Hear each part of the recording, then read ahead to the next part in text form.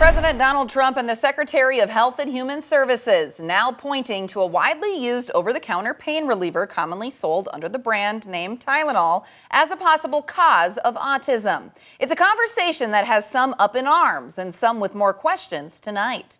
Our Sananda McCall joins us live in studio now, sharing reaction to the news despite decades of medical guidance calling it safe for use during pregnancy. Hey, Sananda.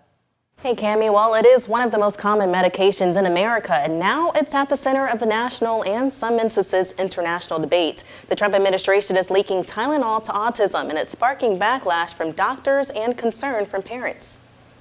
President Trump teased a big announcement during the memorial for recently assassinated political activist Charlie Kirk. I think we found an answer to autism. How about that? Autism. He and the HHS Secretary Robert F. Kennedy Jr. are pointing to acetaminophen, also known as paracetamol, and commonly sold as Tylenol, as the drug they believe may be linked. The FDA will issue a physician's notice about the risk of acetaminophen during pregnancy and begin the process to initiate a safety label change. The question some are now asking is this: when was the first case of autism diagnosed? And does that line up with when Tylenol entered the market? According to the National Autistic Society, the first officially diagnosed case was in 1943 when a man named Donald Triplett showed classic signs such as social withdrawal, repetitive behaviors, and language difficulties.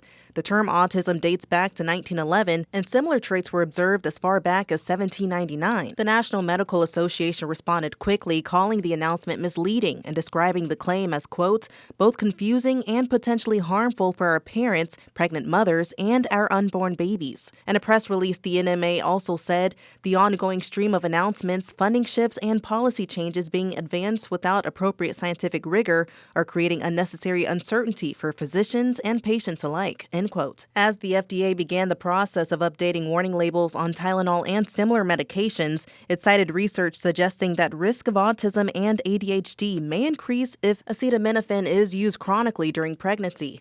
A letter was also sent to physicians flagging the potential impacts. It stated that the decision still lies with parents and acknowledged that no direct link has been established, though there are studies that suggest otherwise. You'll be uncomfortable. It won't be as easy, maybe, but don't take it.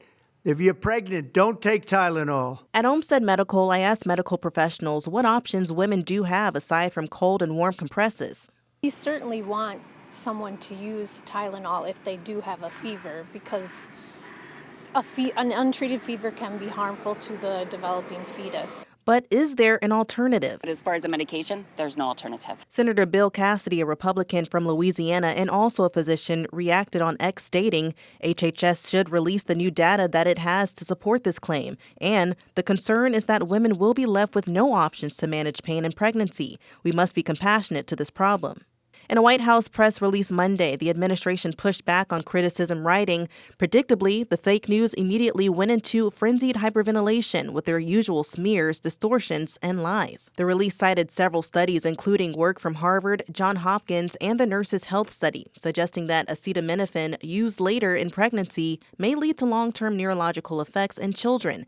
Dr. Gilman says the impact of this messaging on mothers could be serious. In my practice, I really concentrate so hard on the way that women blame ourselves for everything. And one of my many concerns about this issue is that women will use Tylenol in pregnancy and their child will be diagnosed with this and they'll blame themselves. And that burden is inappropriate and incorrect.